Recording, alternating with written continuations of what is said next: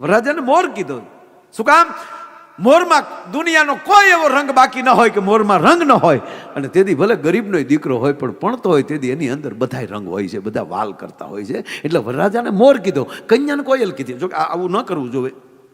મોર વરરાજો મોર હોય તો કન્યા ઢેલ હોવી જોવે, અને કન્યા કોયલ હોય તો વરરાજો હોય જ પણ કે નહીં કોઈ.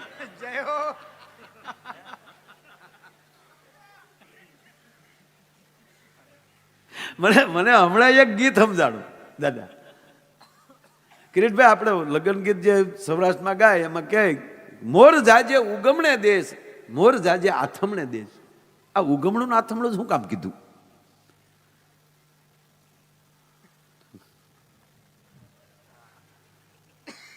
ઓતરાદું દખણાદું કેમ ન કીધું? શું કામ ખબર? સૌરાષ્ટ્રમાં ગાય કે અહીંયા ગાય તો અહીંયા ઓતરાદું દખણાદું ન કહેવાય ક્યાંય. મોરને મોકલાય જ નહીં. શું કામ? દક્ષિણમાં દીવ આવ્યું અને અહીંયા આવ્યું દમણ, અને ત્યાં મોરને મોકલો ડોહો કળા પૂરી ના આવે, એ માંડવે પોગે એવો નો રે. એટલે પહેલેથી કીધું કે ઉગમણો આથમણો જાય છે. શું કામ? આથમણો મારો દ્વારકાધીશ છે અને ઉગમણો મારો અયોધ્યા આવ્યું છે સાહેબ, મારું જગન્નાથપુરી પણ આવ્યું છે. એટલે બે જગ્યાએ જ વરરાજાને ભલામણ કરી, બાકી ભાળ ગયો ઓતરાદો દખણા દો. આ ઉત્તરમાં ગયો તો આબુએ સીન બેઠો હોય.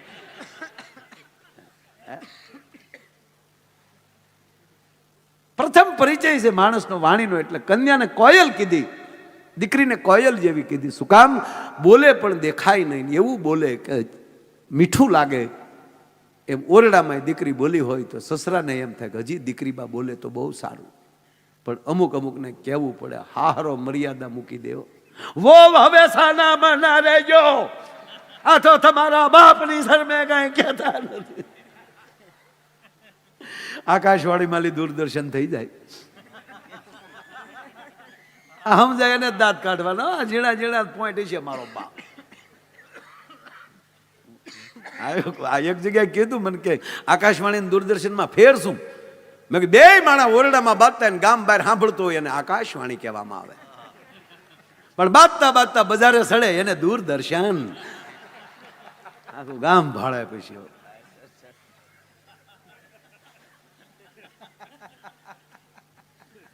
સારું છે એ સમયમાં મોબાઈલ નહોતા. બારસને દિવસે મૂળ વાત હજી બારસ જ છું.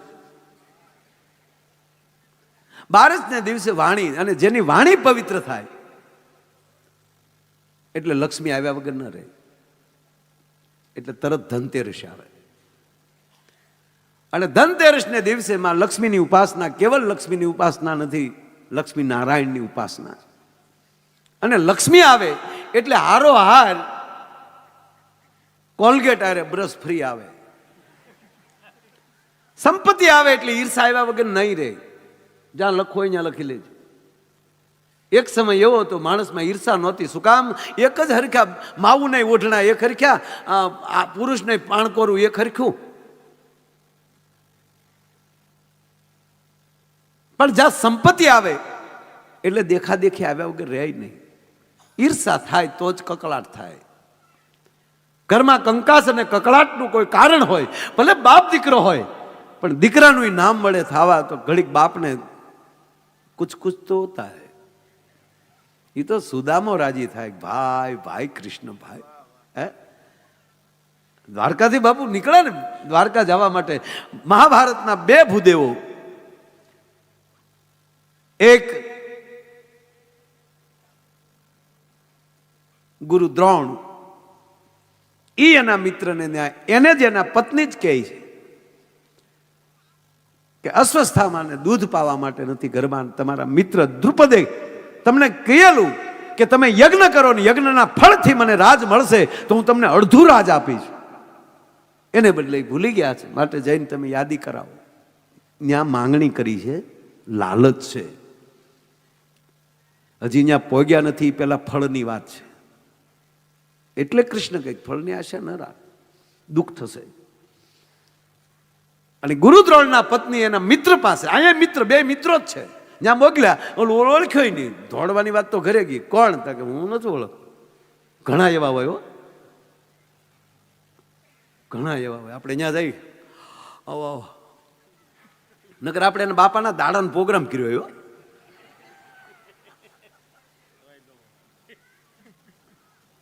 આવો આવો, કેમ છો? મજામાં?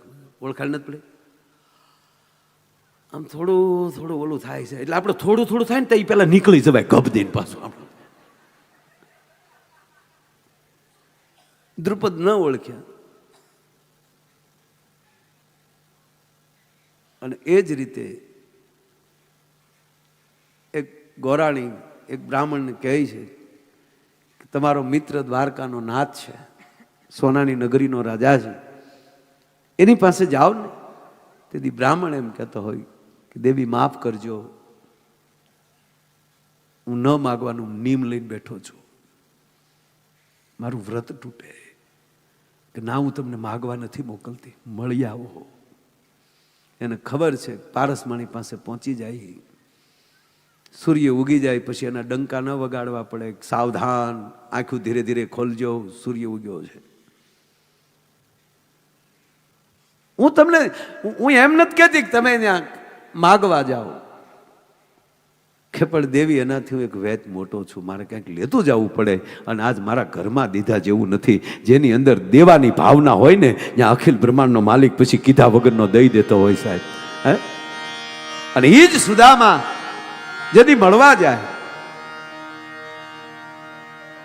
વાત એટલી છે કે અહીંયા જ્યારે કોઈ પણ વ્યક્તિ જ્યાં લાગણી અને અંદર ઈર્ષા જ્યારે પેદા થાય એટલે કકળાટ આવે. ગુરુ દ્રોણને ઈર્ષા થઈ, સારું થયા પછી પણ પાંડવો અને કૌરવોને જ્યારે એને વિદ્યા આપી દીધી અને પછી જ્યારે એમ કહેવાય શિષ્યોએ કીધું, પાંડવ અને અર્જુન અને દુર્યોધન બધા સાથે ભણતા ત્યારે કે ગુરુજી ગુરુ દક્ષિણામાં શું આપીએ, ત્યારે ઈર્ષાનો કોટો નહોતો ફૂટ્યો. એ પહેલા ઈર્ષા મોટી થઈ ગઈ છે, વગર ઉગે તાત્કાલિક હુકમ કરી દીધો કે દ્રુપદને બંધી બનાવીને મારી પાસે લાવો. જ્યાં ઈર્ષા આવે ત્યાં મહાભારત થાય. એટલે એ કાળી ચૌદશ આવ્યા વગર રહે નહીં, ધનતેરસ જાય એટલે. અને કાળી ચૌદશ ના દિવસે શું કરવાનું? પરિવાર માલી કકળાટ કાઢી નાખવાનો, ઈર્ષા કાઢી નાખવાની. એટલે આપણે અળસ કાઢવા જઈએ, બળગડી અળસ કાઢવા જાય ને, આપણી માવું માટલું લઈને ગઈ અળસ ને આવી લક્ષ્મી વળતા તાહળી વગાડતા આવે, માટલું ફોડી આવે. એક જગ્યાએ તો એક બેન અવડો મોટો ગોળો લઈને જતા હતા, મોટી માણ, દેરાણી જેઠાણીએ ટેકા રાખેલા. એક અરે સામૂહિક અળસ કાઢી યોજના, મોટી જબર માણ્યો. અને દેરાણી જેઠાણી વાહ ગાતા જાય, એ ગઈ અળસ નહીં, આવી લક્ષ્મી ગઈ અળસ નહીં. કોકે કીધું ક્યાં જાવ? તા કકળાટ કાઢવા. અંદર ડોકાળા તા હા હું બેઠા હતા.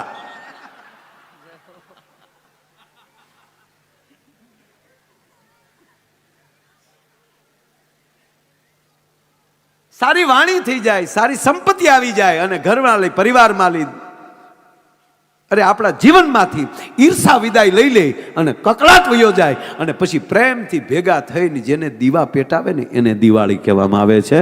એ સાહેબ એ દિવાળી ગમે ત્યારે આવી શકે.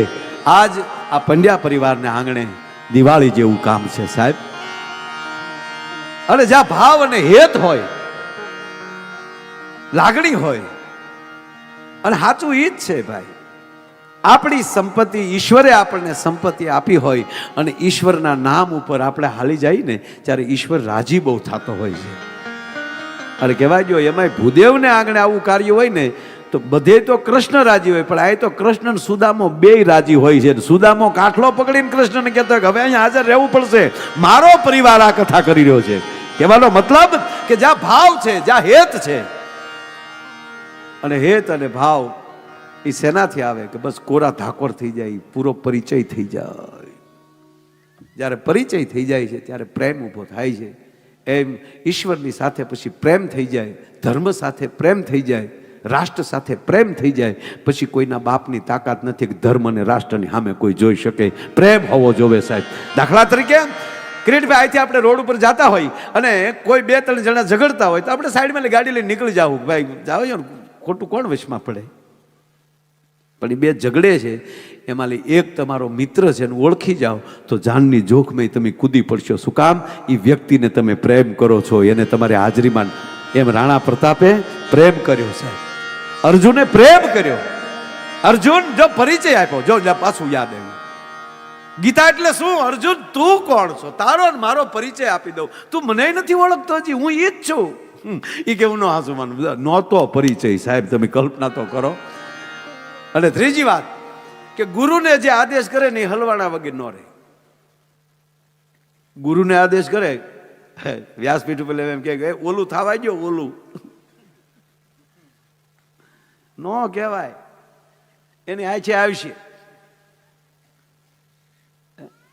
ગમે ત્યાં જમિયાલી ન ફરાય. કૃષ્ણ કહે છે કે ઊભો થા.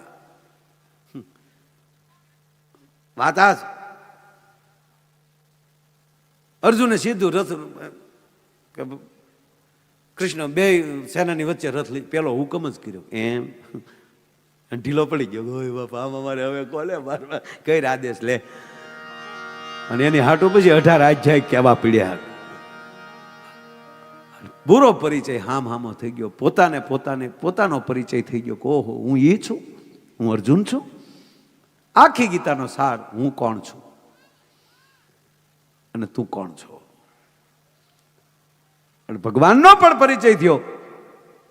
અને ભગવાને વિરાટ રૂપ દેખાડ્યું ત્યારે થયું કે ઓહો, આ બાપ આપણી હારે છે, હવે કોના બાપની હાડી બાર સાહેબ. એક મહાન સંતે એના શિષ્યને, એ બિચારો રહેતો હતો ઝૂંપડામાં હાવ, અને પણ ગુરુનું એવું ભજન કરે, નરેશ તું જેમ અત્યારે મને ટેકો દેશો એમ. એટલે ગુરુજીને થયું કે મારો આ છોકરો હાવ ગરીબાઈમાં જીવે છે, હાલ એને કંઈક આપું. એટલે સરસ મજાનો અવડો પથ્થર આપ્યો. આને તો જે હોય ગુરુની પ્રસાદી સમજીને પથ્થર રાખ્યો. ગુરુજી 15 વર્ષે દેવાંગભાઈ એ પાછા શિષ્યની સંભાળ લેવા 12 વર્ષ રાખ્યા આપણે, 15 નહીં. ઓલું થોડુંક 15 3 વર્ષ વધી જાય. 12 વર્ષે યોગ પાકે.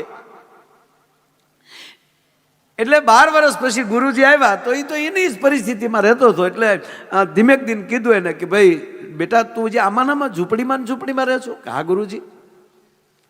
તારામાં કઈ બીજો ફેરફાર ન થયો? કે ના ગુરુજી. મેં તને એક વસ્તુ આપી હતી, ક્યાં છે? કે એ અહીંયા બાથરૂમમાં પડી. એનાથી તું શું કરી? કે પગનો મેલ ઉછેડું. અરે ગાંડા, એ પારસ મણી છે. તે અત્યાર સુધી જેટલા લોખંડને અડાડ્યું હોત એટલું હોનું થયો, ત્યારે તું ક્યાંય પગ્યો હોત. અને ત્યારે એને કીધું કે મને એનો પરિચય નહોતો, પારસમણી હોવા છતાં મેં પગમાં ઘસીને મેલ ઉછેડ્યો, એનો સદુપયોગ ન કરી શક્યો. એમ જ્યાં સુધી જેનાથી પરિચય ન થાય ત્યાં સુધી આપણે એને પ્રેમ ન કરી શક્યા. શાસ્ત્રો આપણને પ્રેમ કરાવે. શું કામ? એ પરિચય આપે છે. ઈશ્વર આને કહેવાય, શક્તિ આને કહેવાય, સદગુરુ આને કહેવાય. જ્યાં સુધી પરિચય નહીં થાય. એનો બીજો દાખલો દઉં. એક રાજાના દીકરાએ એવી ભયાનક કિરીટભાઈ ભૂલ કરી. એટલે રાજા ન્યાયાધીશ બેઠા છે, એટલે રાજાએ સંપૂર્ણ એક રાજા તરીકે જે નિર્ણય લેવો જોઈએ એ નિર્ણય લઈ એકનો એક દીકરો રાજાને પણ ભયાનક ભૂલ કરેલી, એટલે એને મૃત્યુદંડ આપ્યો. એટલે મંત્રીઓએ એનો, સરકારી વકીલ અત્યારે જેને કહે છે, અથવા તો કોઈ પણ, એને વિરોધ કર્યો. મહારાજ માફ કરજો કે એકના એક દીકરાને તમે, કોઈ પણનો એકનો એક દીકરો હોય એને તમે મૃત્યુદંડ ના આપી શકો, એનો વારસ વયો જાય. માટે તમે બીજી ગમે એ સજા કરી શકો, પણ એને તમે મૃત્યુદંડ ના આપી શકો. માટે એની ઉપર રેમ ખાઓ. અને છેલ્લે એને દેશવટો આપ્યો કે તો એને આ હદ બહાર રહેવાનું, મારા દેશમાં પ્રવેશ નહીં કરવાનો, મારા રાજ્યમાં પ્રવેશ નહીં કરાવવાનો. એ રાજાના કુંવરને મોકલી દીધો. બીજા રાજ્યમાં રહી, ત્યાં કોઈ ઓળખતું નહોતું, પણ કપડાં તો યુવરાજના પહેરેલા. એટલે બધાય દાંત કાઢે કે આને કહો કે હારા માણાએ કપડાં આપ્યા લાગે. ધીરે ધીરે ધીરે થતા એ કપડાં પણ સિત્રેહાલ થઈ ગયો. મંદિરોની જ્યાં સદાવ્રતો ચાલતા હોય એ સદાવ્રતમાં જમી લે, ગમે ત્યાં પીડ્યો રહે. કોકને એમ કે પરિચય તો દેવાય નહીં. કોક ધૂતકારે, કોક ધક્કા મારે, હાલે એક બાજુ આમ હાલ તેમ હાલ. અને સમય જાતા જેણે ફરિયાદ કરી હતી એને પણ દયા આવી કે રાજાએ નિર્ણય કર્યો અને હવે રાજાની ઉંમર થવા આવી અને એના દીકરા પણ યુવરાજ પણ અત્યારે મોટી ઉંમરના થઈ ગયા હશે, એને પસ્તાવાનો પાર નહીં હોય. માટે રાજા પાસે જઈને આપણે ફરીવાર પછી ફરિયાદ પાછી લેવી જોઈએ. વિનંતી કરી ગામે એને બધાએ કે બાપુ માફ કરજો, તમે બહુ સારો નિર્ણય, ન્યાયમાં ક્યાંય ઘટ્યું, પણ અમે હવે કહીએ છીએ કે યુવરાજને બોલાવી લ્યો અને એને હવે ગાદીએ બેસાડો. અને બાપુ રાજના માણસો નીકળી ગયા. જ્યાં હતો ત્યાં ગોત્યો, જે ધક્કા મારતા હતા ન્યાય એમ કહેવાય કે 22 ઘોડા ઉભા રહ્યા, બગીયું ઉભ્યું રહ્યું કે કોણ છે, કે ફલાણા રાજાના કુંવર. તે જે ધક્કા માર્યા હતા ને એના એ પાછા પગમાં પડવા મળ્યા, ને કરતી એ ફાટેલા જ કપડાં પહેરેલા હતા. પણ પરિચય થયો કે આ જે છે એ રાજાના કુંવર છે, યુવરાજ છે. એમ જ્યાં સુધી પરિચય ન થાય, અને પરિચય શેનાથી થાય? વાણીથી. આ કથા શેનાથી પરિચય કરાવે છે? વાણીથી. એટલે જ આપણે પ્રથમ વાણીની વંદના કરવામાં આવે. આપણો જે આ દિવાળીનો પર્વ જે છે, છેલ્લો મહિનો આપણો આસો, પેલો કારતક, એને જોઈન્ટ કરે, સેતુ બાંધી દે. 2 આસોના 2-3 દિવસ ને 2-3 દિવસ કારતકના, આ 2 ભેગું કરી આપણે બારસથી પર્વ ચાલુ થાય. બારસ આવે ને, પોળા બારસ કેવી, શું કહેવાય ને દાદા, ગીતા દાદા કેવી? વાક. વાક વાક એટલે વાક્ય, શબ્દ. શબ્દ એટલે સરસ્વતી.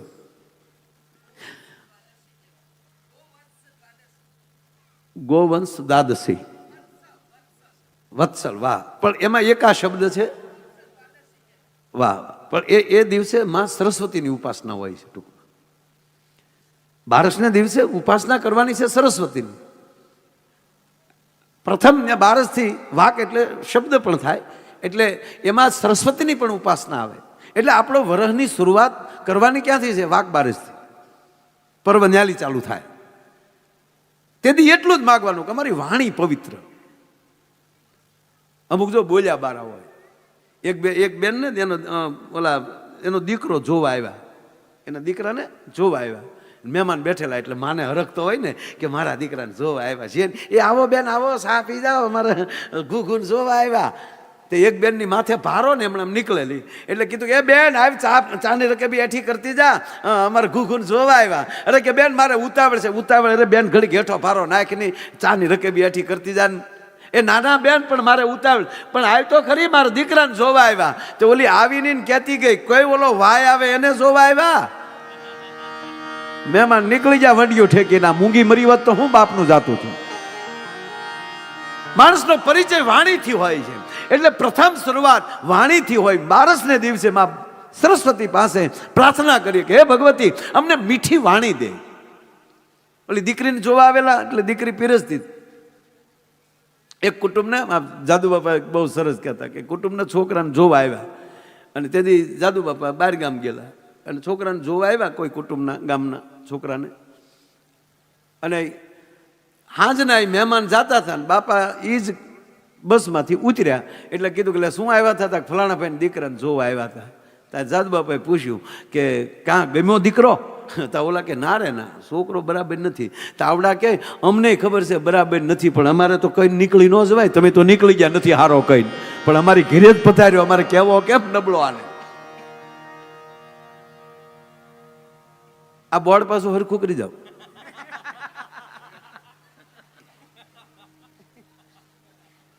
ક્યાં ગયા?